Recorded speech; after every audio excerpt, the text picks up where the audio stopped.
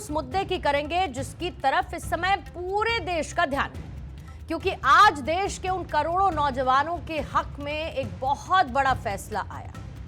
वो नौजवान जो दिन रात एक एक करके अपनी आंखों में सरकारी नौकरी का सपना सजाकर परीक्षाओं की तैयारी करते हैं, लेकिन चंद पैसों की खातिर कुछ रसूखदार माफिया उनके सपनों का सौदा सरेबाजार कर देते हैं। लगातार होते पेपर लीक, युवाओं के भविष्य से होने वाले इस क्रूर खिलवाड़ पर आज देश की सबसे बड़ी अदालत यानी कि सुप्रीम कोर्ट ने अहम सुनवाई की है।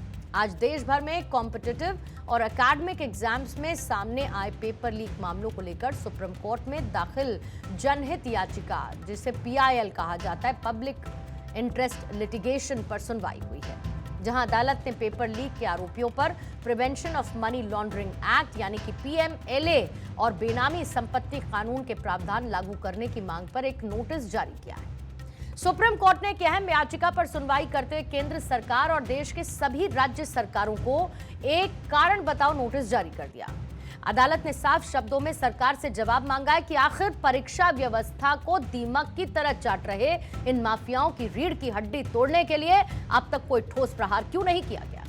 इसी सवाल के साथ जस्टिस PS नरसिम्हा और जस्टिस आलोक कराधे की पीठ ने याचिकाकर्ता अश्विनी कुमार उपाध्याय की दलीलें सुनने के बाद नोटिस जारी किया।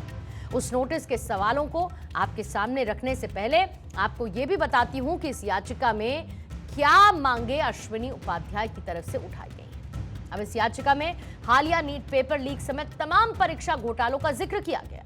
इस याचिका में क्वेश्चन पेपर लीक की घटनाओं को रोकने, उनकी निष्पक्ष जांच का मुद्दा उठाया गया। याचिका में दावा किया गया कि दोषियों के खिलाफ प्रभावी कार्रवाई करने में एजेंसीज लगातार नाकाम रही और याचिकाकर्ता का तर्क है कि ऐसी घटनाएं लाखों छात्रों के भविष्य को इंपैक्ट करती हैं और उनके मौलिक अधिकारों का ये सीधे तौर पर हनन है।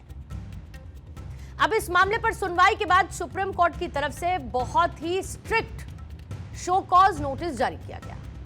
इस नोटिस के साथ सुप्रीम कोर्ट ने केंद्र और राज्य सरकारों से 4 हफ्ते के अंदर 3 पॉइंट्स पर जवाब मांगा है।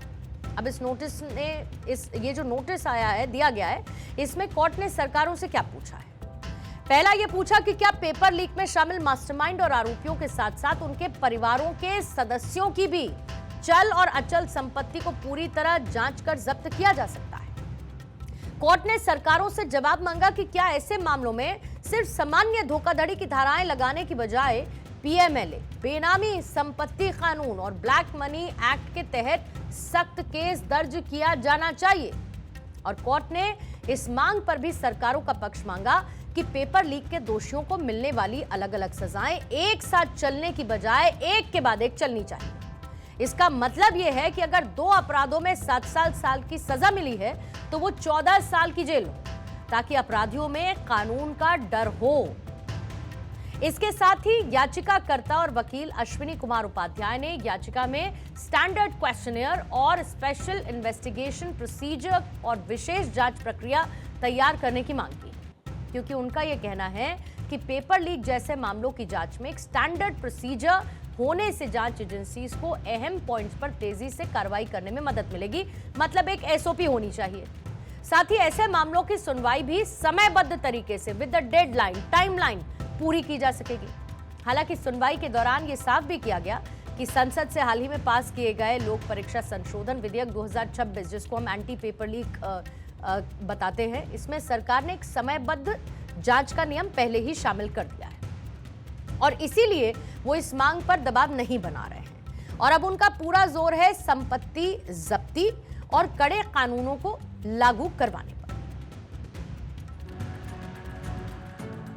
मैंने पेपर लीक के खिलाफ माननीय सुप्रीम कोर्ट में PIL फाइल किया और उसमें सबसे पहले तो हमने ये मांग किया है कि पेपर लीक का जो इन्वेस्टिगेशन होता है, इसका स्टैंडर्ड फॉर्मेट बनाया जाए, कि इसकी SOP बनाई जाए। मैंने ये भी मांग किया कि जब पेपर लीक का मामला आए और जिनको पकड़ा जाए उनके घर के ये भी देखा जाए कि क्या उन्होंने कुछ बेनामी प्रॉपर्टी बनाई है, उनके घर में कितनी आयसरिक संपत्ति है। माननीय सुप्रीम कोर्ट ने हमारी PIL पे केंद्र सरकार के अलावा सभी राज्य सरकारों को नोटिस जारी किया है, 4 सप्ताह के अंदर जवाब मांगा है। 25 सितंबर को इसके ऊपर फिर सुनवाई होगी। देश की सबसे बड़ी अदालत का ये सख्त रुख उन करोड़ों युवाओं के लिए एक नई उम्मीद की किरण है, जिसके पसीने और सपनों को शिक्षा माफिया ने अपनी तिजोरी भरने का जरिया बनाया। वैसे भी कहा जाता है that the foundation of every state is the education of its youth. लेकिन जब सिस्टम की खामियों के चलते इसी नींव में पेपर लीक की दीमक लग जाए तो फिर उस देश का भविष्य खोखला होना तय है। इसीलिए महज कुछ मोहरों की गिरफ्तारी से काम नहीं चलेगा, बल्कि इस पूरे फ्रॉड सिंडिकेट पर ऐसा आर्थिक और कानूनी प्रहार होना चाहिए कि इनकी रूह कांप जाए। पीएमएलए और बेनामी संपत्ति जब्ती जैसे ब्रह्मास्त्र ही वो रास्ता है जिससे इस सड़े हुए सिस्टम की पूरी सर्जरी की जा सकती है और इससे किसी और को राहत मिले ना मिले, लेकिन इस देश के भविष्य को एक राहत की सांस जरूर महसूस होगी।